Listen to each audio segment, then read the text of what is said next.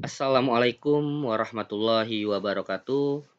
Perkenalkan, nama saya Trisno, NIM 602022500029, Program Studi Ekonomi Syariah, STEBI Global Mulia Cikarang, mata kuliah Ekonomi Mikro Islam, dosen pengampu Ibu Fitri Astuti SEI MEK.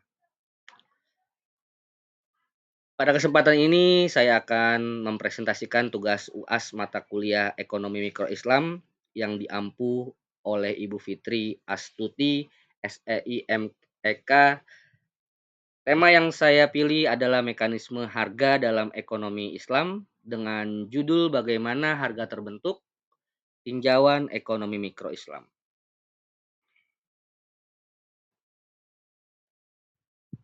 Yang akan saya jelaskan pertama di sini ada mekanisme harga, yaitu satu, proses terbentuknya harga barang dan jasa.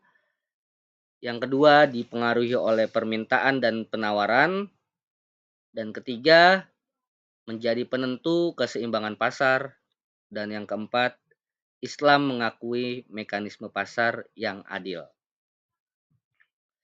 Mekanisme harga adalah proses terbentuknya harga suatu barang melalui interaksi antara penjual dan pembeli. Dalam ekonomi Islam, mekanisme pasar tetap diakui selama berlangsung secara jujur, adil, dan tidak ada praktik yang merugikan pihak lain.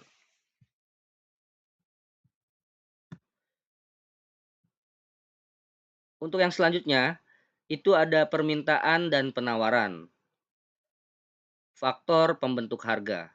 Permintaan itu biasanya terdapat dari pendapatan, selera, harga barang, dan jumlah konsumen. Untuk di bagian penawaran, itu ada biaya produksi, teknologi, jumlah produsen, dan ketersediaan barang. Harga terbentuk dari pertemuan permintaan dan penawaran. Semakin tinggi permintaan sementara barang sedikit, maka harga naik. Sebaliknya, jika barang melimpah, tetapi pembeli sedikit, harga akan turun. Jadi, kalau barangnya itu sedikit, permintaannya banyak, maka harga akan naik. Tapi jika barang melimpah dan pembelinya sedikit, itu harga akan turun. Jadi, begitulah permintaan dan penawaran. Berikutnya ada mekanisme harga menurut Islam. Menurut prinsip ekonomi Islam, itu diterapkan ada beberapa, yaitu keadilan, kejujuran, amanah, tidak ada riba, tidak ada goror, dan tidak ada ihtikar atau penimbunan. Islam sendiri tidak melarang keuntungan dalam perdagangan. Namun, keuntungan harus diperoleh melalui cara yang halal dan adil. Pedagang tidak boleh menipu, mengurangi timbangan, ataupun menimbun barang demi kenaikan harga. Jadi, dalam prinsip ekonomi Islam, keadilan dan kejujuran itu sangat penting diterapkan. Bukan hanya sembarang kita berjualan atau kita memulai suatu bisnis itu dengan eh, tidak menerapkan nilai-nilai dalam prinsip ekonomi Islam. Di fenomena nyata itu sendiri ada kasus harga cabai. Permintaan meningkat menjelang Ramadan, contohnya produksi menurun karena cuaca, harga cabai naik, banyak diberitakan di media. Contoh yang sering terjadi adalah kenaikan harga cabai menjelang bulan Ramadan. Karena banyak permintaan di bulan Ramadan, jadi harga cabai itu meningkat. Permintaan masyarakat meningkat, sedangkan pasokannya berkurang karena hasil panen menurun. Akibatnya harga cabai menjadi lebih mahal. Itu fenomena nyata yang terjadi untuk kasus harga cabai. Untuk selanjutnya itu analisis kasus mengapa harga naik. yaitu terdiri dari permintaan meningkat, penawaran menurun, pasar mencari titik keseimbangan baru, harga menjadi lebih tinggi. Dalam kondisi tersebut, kenaikan harga merupakan hal yang wajar karena mengikuti mekanisme pasar. Selama tidak ada manipulasi, Islam memperbolehkan perubahan harga tersebut.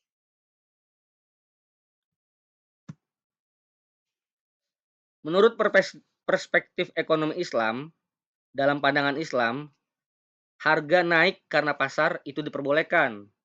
Apa yang tidak diperbolehkan dalam agama Islam, dalam perspektif ekonomi Islam, yaitu harga naik karena penimbunan, monopoli, manipulasi, dan penipuan. Itu sangat dilarang dalam Islam. Islam membedakan kenaikan harga yang terjadi secara alami dengan kenaikan harga akibat tindakan yang merugikan masyarakat. Penimbunan barang untuk memperoleh keuntungan besar termasuk perbuatan yang dilarang.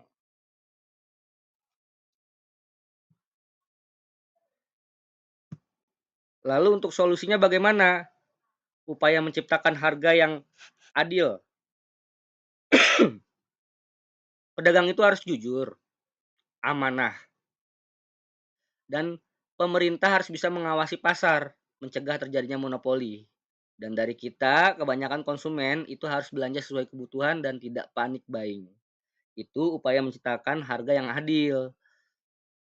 Semua pihak memiliki tanggung jawab menjaga stabilitas pasar.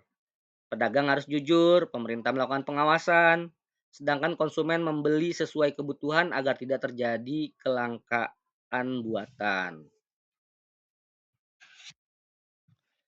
Jadi begitu solusi yang bisa kita terapkan. Kesimpulannya, harga terbentuk dari permintaan dan penawaran. Islam menerima mekanisme pasar, harus berdasarkan keadilan. Manipulasi harga juga dilarang dalam Islam. Tujuan akhir adalah kemaslahatan masyarakat. Jadi tujuan akhirnya adalah kemaslahatan bersama. Dapat disimpulkan bahwa ekonomi Islam menerima mekanisme harga selama berlangsung secara adil. Tujuan utamanya bukan hanya keuntungan, tetapi juga menciptakan kesejahteraan dan kemaslahatan bagi seluruh masyarakat. Gitu. Terima kasih untuk presentasi tugas UAS saya. Sebelumnya, saya akan menutup dan mengakhiri presentasi tersebut. Sesungguhnya Allah menyuruh berlaku adil dan berbuat kebajikan. Quran Surat An-Nahl ayat 90. Waalaikumsalam warahmatullahi wabarakatuh.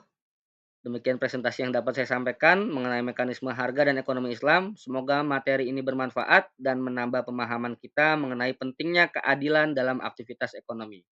Terima kasih atas perhatian Bapak Ibu. Wassalamualaikum warahmatullahi wabarakatuh.